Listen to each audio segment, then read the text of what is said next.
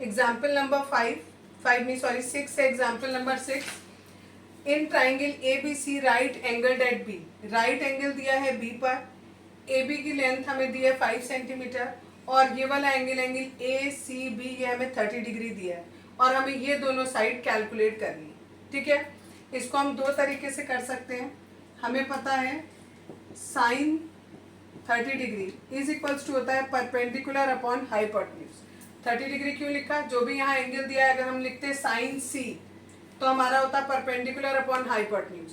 तो यहाँ पर सी की वैल्यू हमें कितनी दी है 30, तो वो हमने यहाँ रख दी 30 डिग्री। ठीक है, परपेंडिकुलर अपॉन हाइपोटेन्यूज, परपेंडिकुलर की वैल्यू हमें दी है 5, तो हम यहाँ क्या रख देंगे 5 रख देंगे। हाइपोटेन्यूज हमको कैलकुलेट करना है। ठीक, साइन 30 की वैल्यू होती है 1/2, टेबल में से याद कर लो सब लोग। ठीक है, ये हो गया। अब हमें हाइपोटेन्यूज निकालना है, क्रॉस मल्टीप्लाई कर लें। हाइपोटेन्यूज बराबर हो गया 10 सेंटीमीटर। ठीक है, यानी ये आ गया हमारा 10 सेंटीमीटर।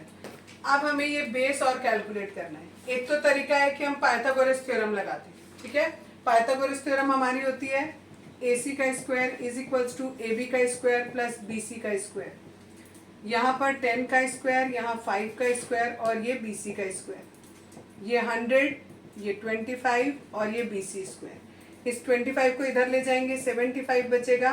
BC का स्क्वायर, स्क्वायर हटाएंगे तो यहाँ आ जाएगा 5√3 सॉरी इक्वल्स टू BC, यानी ये वाली साइड हमारी आएगी 5√3 सेंटीमीटर। लेकिन इसी को कैलकुलेट करने का दूसरा तरीका ये है कि जैसे हमने यहाँ पर साइन लगाया है, ऐसे अब हम यहाँ पर कॉज लगाते हैं। ठीक है, अगर हम यहाँ पर कॉज लगाते हैं, कॉज 30 डिग्री, तो वो बराबर होगा बेस अपॉन हाइपोटेन्यूज। बेस है हमारा ये BC, इसकी जगह हमने रख दिया BC, और हाइपोटेन्यूज हमने इससे पहली वाली उसमें निकाला हाइपोटेन्यूज 10 सेंटीमीटर, तो हम यहाँ पर हाइपोटेन्यूज की वैल्यू रख दें 10। ठीक, cos 30 की वैल्यू होती है √3/2 इक्वल्स टू हो गया BC अपॉन 10। ये BC हमें कैलकुलेट करना है। इस 10 को क्रॉस मल्टीप्लाई करके इधर किया, 2 से इसको कट किया, ये आ गया 5√3। तो चाहे आप इस मेथड से कैलकुलेट करो, सेंटीमीटर जरूर लिख देना। ठीक है, और चाहे इस मेथड से कैलकुलेट करो, दोनों से आंसर सेम आएगा। नेक्स्ट एग्जाम्पल है एग्जाम्पल नंबर 7। इसमें दिया है ट्राइंगल PQR जो है आपको गिवन है, और Q जो है वो 90 डिग्री है। This side is 3 centimetre and this is 6 centimetre, और हमें ये वाला एंगल और ये वाला एंगल फाइंड आउट करना है। एंगल कैसे फाइंड आउट करेंगे हम देखेंगे। अगर हमारे पास एंगल होता तो हम ऐसे लिखते हैं ना, sine R is equals to perpendicular upon hypotenuse. तो हमने लिखा sine R equals to perpendicular हो गया 3, और ये हो जाएगा 6, दैट मीन्स 3/6, यानी ये आ गया 1/2। साइन R आ रहा है 1/2। अब हम देखेंगे साइन में 1/2 किसकी वैल्यू होती है 30 डिग्री की वैल्यू होती है। अब इन दोनों को कंपेयर करेंगे तो R की वैल्यू कितनी आ गई 30 डिग्री आ गई। ठीक है, अब एक और तरीका, अगर हमें ये दूसरा एंगल निकालना है तो तीनों एंगल का सम कितना होता है 180 डिग्री होता है। एंगल Q, एंगल R और एंगल P, इन तीनों का सम 180 डिग्री। ये 90 दिया है, ये हमने 30 निकाला, और ये हमें कैलकुलेट करना है। तो ये एंगल P बराबर आ जाएगा 180 माइनस 120, इट इज 60 डिग्री। ठीक है, और दूसरा तरीका इसको करने का क्या है वो भी देख लो। अगर हम इधर से देखें, ठीक है, अब मैंने कहा ऐसे रख लो, ये P को यहाँ मान लो, R को यहाँ मान लो, और Q को यहाँ मान लो। ठीक है, तो हमारा जो PQ है वो 3 सेंटीमीटर है, और ये हमारा 6 सेंटीमीटर है। ठीक, अगर इसके हिसाब से निकालेंगे तो हमारा cos P बराबर होता है बेस अपॉन हाइपोटेन्यूज। बेस है 3, हाइपोटेन्यूज है 6। इसको सॉल्व किया, ये भी 1/2 आया। cos में 1/2 किसकी वैल्यू होती है 60 डिग्री की वैल्यू होती है, तो P किसके बराबर हो गया 60 डिग्री की हो गया। ऐसे भी कैलकुलेट कर सकते हैं और ऐसे। एग्जाम्पल नंबर 8 है, इसमें हमें दो चीज दी हुई है। साइन A माइनस B दिया है 1/2 के बराबर, और दूसरा दिया है हमें cos A plus B equals to 1/2। ठीक है, आगे लिखा हुआ है आपको कि जो A प्लस B की वैल्यू है वो 0 से बड़ी है और 90 के या तो बराबर है या फिर 90 से छोटी है। ठीक है, तो हमें करना क्या है, हमें A और B की वैल्यू निकालनी है। अब देखो कैसे निकालेंगे ए और बी की वैल्यू। यहाँ साइन दिया हुआ है, हम देखेंगे sine A minus B as it is लिखा। अब हम देखेंगे साइन में ही 1/2 वैल्यू किसकी होती है, 30 डिग्री की। तो हमने 1/2 की जगह लिखा साइन 30। अब इन दोनों को कंपेयर किया तो a माइनस बी बराबर आ गया 30 डिग्री के। This is equation number 1। Similarly हमने यहाँ पर देखा cos a प्लस बी, 1/2 किसकी वैल्यू होती है, cos 60 की वैल्यू होती है। तो यहाँ पर कंपेयर किया तो a बाई बी आ गया हमारा 60 degree. This is equation number 2। अब इसमें लीनियर इक्वेशन लगा दो, 2 इक्वेशन हो गई, दोनों को सॉल्व करना है, ए और बी की वैल्यू निकालनी है। हमने दोनों इक्वेशन को ऐड कर दिया। अगर हम दोनों इक्वेशन को ऐड करेंगे तो ये कैंसिल, यहाँ 2a, यहाँ 90, a की वैल्यू आ गई हमारी 45। अगर a की वैल्यू 45 है तो a minus B equal to 30 दिया है, a की जगह 45 minus B equal to 30। It is 45 minus 30 is equals to b, यानी ये आ गया 15 degree. Exercise 8.2 question number 1 first part evaluate करना है। ये हमें दिया हुआ है, इसकी वैल्यूज रखते जाएंगे। साइन 60 की वैल्यू ये, cos 30 की ये, साइन 30 की ये और cos 30 की ये। इनको मल्टीप्लाई करके लिखा, इनको भी मल्टीप्लाई करके एलसीएम लिया, 4 से 4 कैंसिल हो गया, आंसर इज 1। सेकेंड पार्ट, ये क्वेश्चन दिया है, सबकी वैल्यूज पुट करी हमने।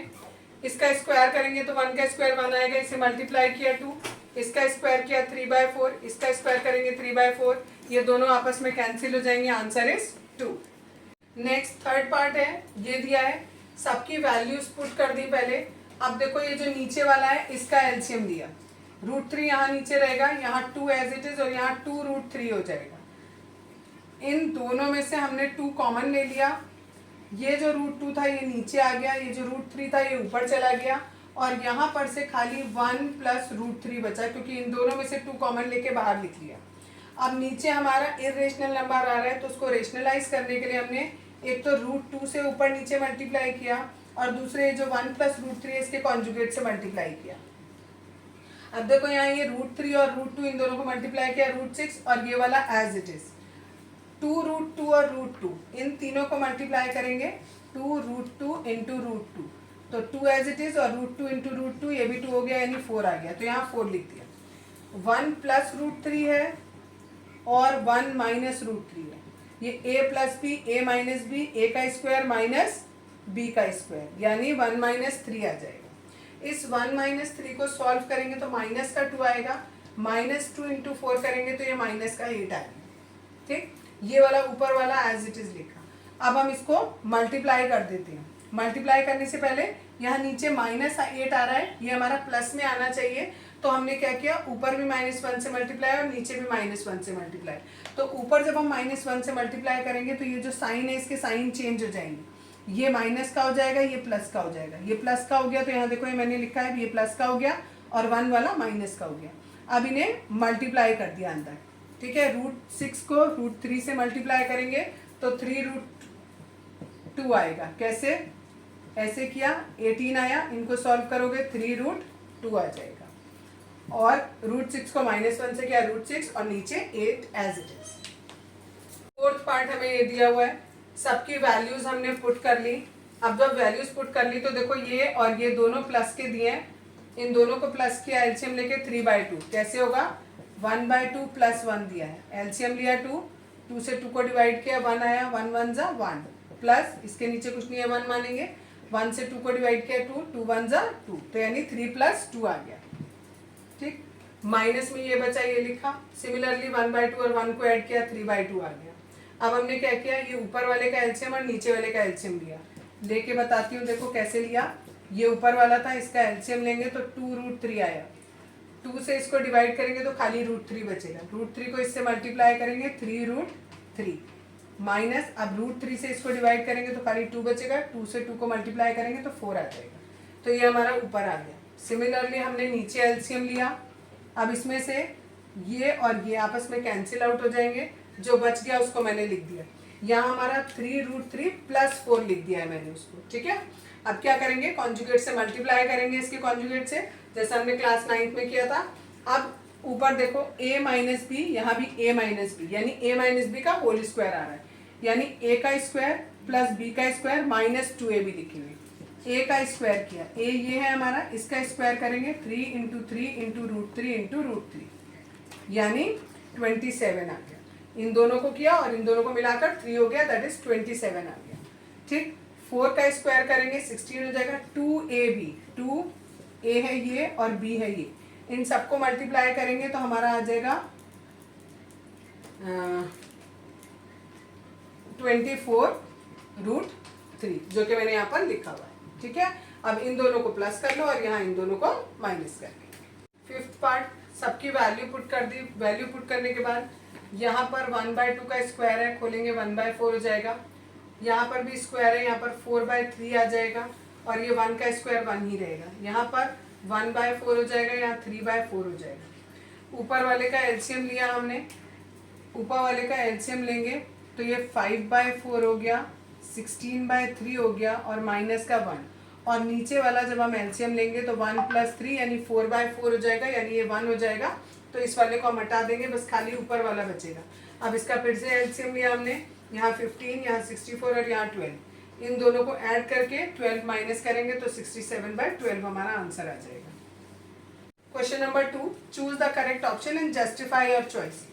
ये आपको क्वेश्चन दिया हुआ है फर्स्ट पार्ट में, सबकी वैल्यू रखी, 2 की जगह 2, 10 30 की वैल्यू ये, 1 एज इट इज, 10 30 की वैल्यू ये, और इस पे स्क्वायर था तो स्क्वायर कर दिया। ऊपर वाला एज इट इज रहा, नीचे वाले में यहाँ 1 इस पे स्क्वायर है तो 1/3 हो गया।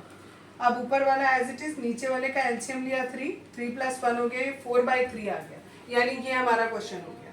अब इसका मतलब होता है, जब अपॉन होता है तो इसका मतलब होता है डिवाइड करना। डिवाइड को जब हम मल्टीप्लाई में करते हैं तो राइट वाले का रेसिप्रोकल कर देते हैं, ये हमने रेसिप्रोकल कर दिया। 2 से ये 4 कट दिया 2 टाइम्स, अब हमारे पास आंसर बचा 3 और 2√3 ये बचा। अब ये किसी की भी वैल्यू नहीं होती, जितने भी हमें ऑप्शंस दिए हैं उनमें से, तो हमने क्या किया, इस √3 को, √3 नीचे आ रहा है, इरेशनल आ रहा है, इसे रेशनल करने के लिए, रेशनलाइज करने के लिए √3 और √3 से मल्टीप्लाई कर दिया और डिवाइड भी कर दिया।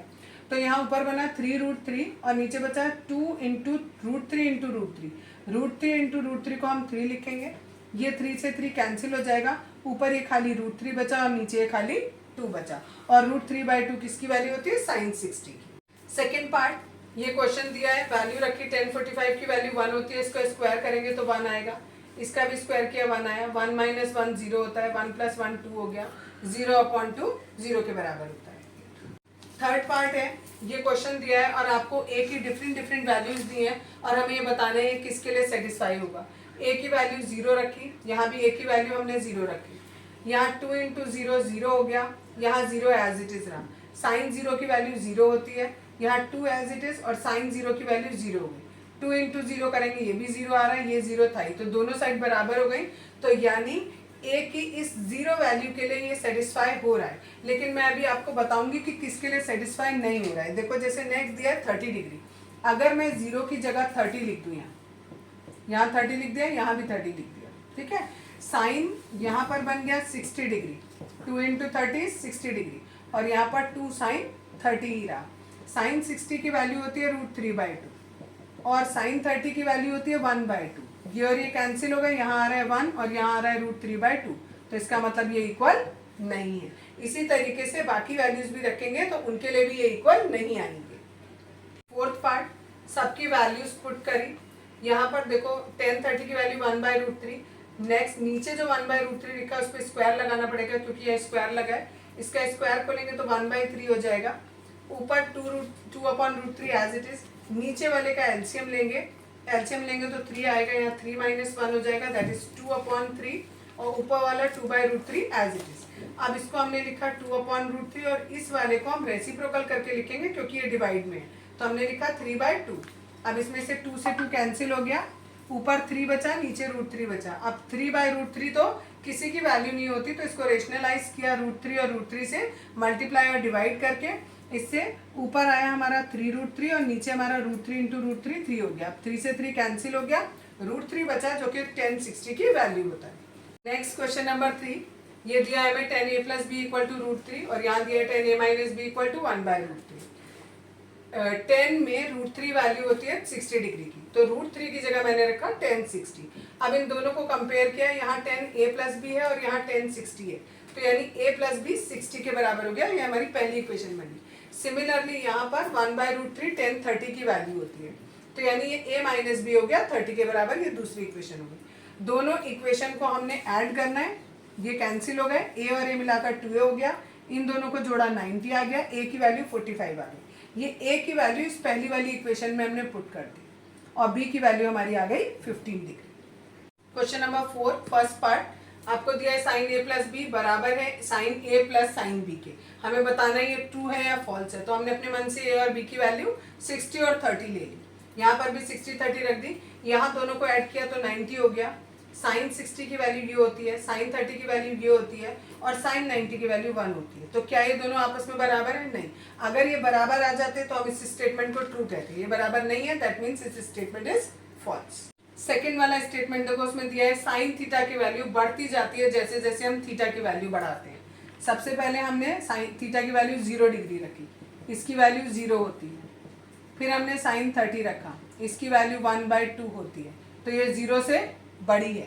इसके बाद आ गया हमारा साइन 45, इसकी वैल्यू 1/√2 होती है, इसकी वैल्यू इससे भी बड़ी है। और धीरे धीरे हम देखते हैं साइन 90 पे जब पहुंचते हैं तो वैल्यू कितनी हो गई? 1 हो गई। तो यानी 0 से वैल्यू क्या हो रही है? बढ़ती चली जा रही है। यानी जैसे जैसे हम ये थीटा की वैल्यू बढ़ाते जा रहे हैं, ऐसे ऐसे हमारे साइन थीटा की वैल्यू भी बढ़ती जा रही है। तो दिस स्टेटमेंट इज ट्रू।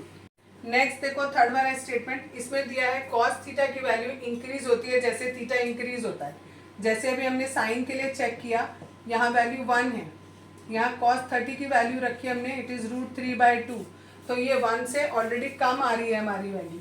यहाँ पर कॉस 45 रखेंगे, इट इज़ 1/√2, ये उससे भी कम हो गई। तो यहाँ पर तो क्या होता जा रहा है, जैसे जैसे हम वैल्यू इंक्रीज कर रहे हैं वैसे वैसे हमारी, जैसे जैसे थीटा की वैल्यू इंक्रीज कर रहे हैं वैसे वैसे कॉस थीटा की वैल्यू डिक्रीज होती जा रही है। तो ये स्टेटमेंट फॉल्स है। फोर्थ पार्ट देखो, उसमें दिया है साइन थीटा और कॉस थीटा की वैल्यू इक्वल होती है for all values of theta.